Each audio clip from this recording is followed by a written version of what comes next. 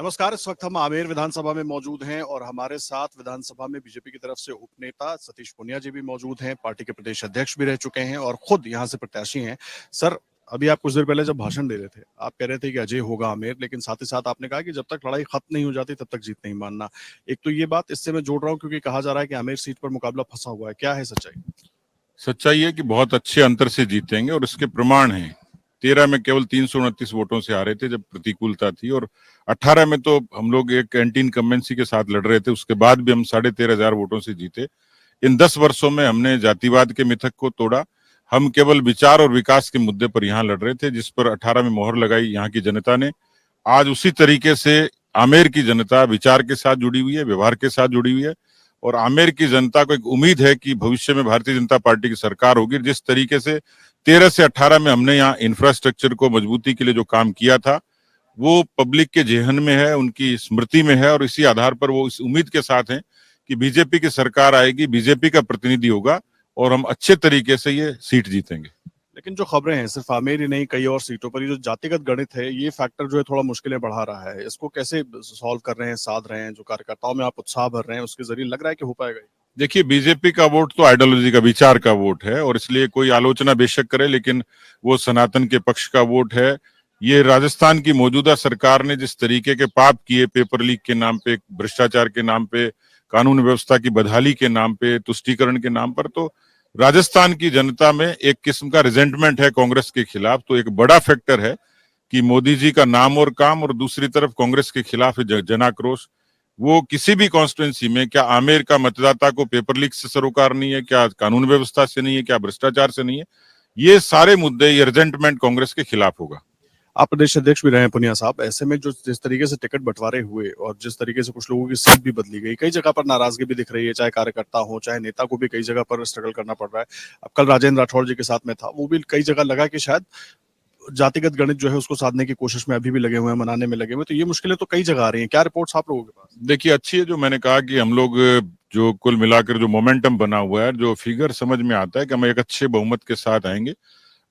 उसका यदि कोई आंकड़ा भी जानना चाहे, मैं कोई ज्योतिष तो नहीं हूं, लेकिन साफ दिखता है कि हम 150 की लड़ाई लड़ रहे हैं। भारतीय जनता पार्टी एक बड़े बहुमत की लड़ाई लड़ रही है, और मुझे लगता है कि जो इनपुट हमारे पास में है, एक्सेप्शनली ये होता है कि कई जगह पार्टी के भी बागी होते हैं, लेकिन बहुत लिमिटेड से एक्सेप्शनल है। पार्टी की जीत के आधार पर जो उम्मीदवार अभी मैदान में, उसमें से ये संभावनाएं हैं कि पार्टी 2/3 बहुमत की तरफ चली जाए। लेकिन आप टिकट का सिस्टम कैसे बहुत अच्छे से समझते हैं? मेरा बड़ा अहम सवाल ये है, क्योंकि जिस तरीके से टिकट बंटवारा हुआ, पहली लिस्ट आई, दूसरी लिस्ट आई, उसके बाद पार्टी के अंदर जो मतभेद की खबरें आई, पार्टी के बड़े नेताओं के बीच मतभेद की खबरें आई, ये फैक्टर नहीं बनेगा क्या चुनाव में? क्योंकि एक मैसेजिंग भी तो होती है। मेरे ख्याल से जो टिकट के बंटवारे को लेकर कुछ छोटी मोटी चीजें आई थी, वो गॉसिप किस्म की थी, क्योंकि मैं तो खुद अंदर था। जिस तरीके की बातें प्रचारित की गई वो कतई नहीं थी। एक फ्लोर पर बैठकर कलेक्टिवली सब लोगों ने डिस्कशन किया एक एक सीट पे। अब यूं जो ह्यूमन एरर है, उसकी गुंजाइश रहती है किसी वजह से, वहां की स्थानीय समीकरण को लेके, व्यक्तियों को लेके, वो हो सकता है वो अपवाद है, एक्सेप्शन है, लेकिन अन्यथा टिकट डिस्ट्रीब्यूशन, जीतने वालों पर दांव, और जो भी पार्टी ने कुछ फॉर्मूले तय किए उसको हम लोगों ने लागू किया। कहीं किसी भी तरीके से मुझे लगता है कि कांग्रेस ने तो अपने उस विग्रह को ढकने की कोशिश की। हमारे यहाँ तो बिल्कुल ट्रांसपेरेंट था, और हम लोग पार्टी के अनुशासन की और संसदीय दल की मर्यादा से बंधे हुए थे, उसको हम लोगों ने कायम रखा।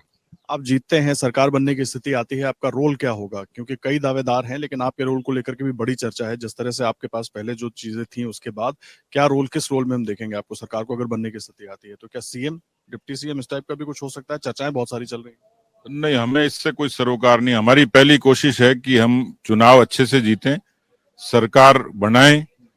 किसको क्या बनना है, कोई संतरी, मंत्री, मुख्यमंत्री, जो भी बनेंगे बन जाएंगे। मेरे जैसे कार्यकर्ता की फिक्र तो कतई नहीं है। न मेरी दौड़ है, न होड़ है, न महत्वाकांक्षा है।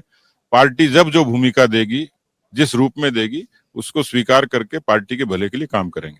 जनता को आगे बढ़ने के लिए एक चेहरा चाहिए होता है। इस बार बीजेपी ने वो चेहरा नहीं दिया, कमल का निशान पीएम मोदी ने कह दिया। अशोक गहलोत साहब हुए, तमाम कांग्रेस के नेताओं सीधा इसी को कहकर हमला कर रहे हैं। तो क्या ये कहीं एक कमी रह गई या एक प्लान का हिस्सा है? नहीं, कांग्रेस तो खुद जब 2008 में चुनाव लड़ रही थी, 98 में लड़ रही थी, उनके कोई फेसेस नहीं थे, वो मल्टी फेसेस पे लड़ रही थी। हमारे यहाँ भी यदि हम कलेक्टिव लड़ते हैं तो हम कोई संविधान के खिलाफ बात नहीं कर रहे हैं। पार्टी की अपनी व्यवस्था है कि हम मोदी जी ने जब पीएम ने कह दिया तो सोच समझ के ही कहा होगा कमल का फूल हमारा चेहरा होगा। इसका मतलब ये स्पष्ट मैसेजिंग है कि हम कलेक्टिवली लड़ेंगे और कलेक्टिवली जीतेंगे। एक आखिरी सवाल जो सबके मन में है, बहुत सारे लोग पूछते हैं कि अगर सरकार बनने की स्थिति आती है, क्या वसुंधरा राजे को बीजेपी आगे कर सकती है? एक बार फिर राजस्थान में उन पर भरोसा कर सकती है? नहीं, वसुंधरा जी तो पहले से आगे ही हैं। पार्टी में 2 बार मुख्यमंत्री रही हैं, नेता प्रतिपक्ष रही हैं, अध्यक्ष रही हैं, केंद्रीय मंत्री रही हैं, पार्टी के राष्ट्रीय उपाध्यक्ष हैं और इसलिए वसुंधरा जी जैसे कद्दावर नेता पार्टी के लिए एसेट होते हैं। उनकी भूमिका कब क्या होगी तो पार्टी तय करेगी। बहुत धन्यवाद आपका पुनिया साहब हमसे बात करने के लिए। सतीश पुनिया साहब को आप सुन रहे थे।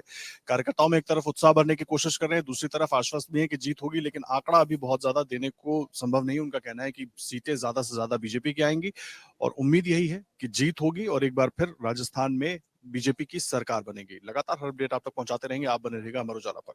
अगर आप ये वीडियो YouTube पर देख रहे हैं तो हमारे चैनल को सब्सक्राइब करें और बेल आइकन को दबाना ना भूलें। अगर आप Facebook पर ये वीडियो देख रहे हैं तो हमारे पेज को लाइक करें।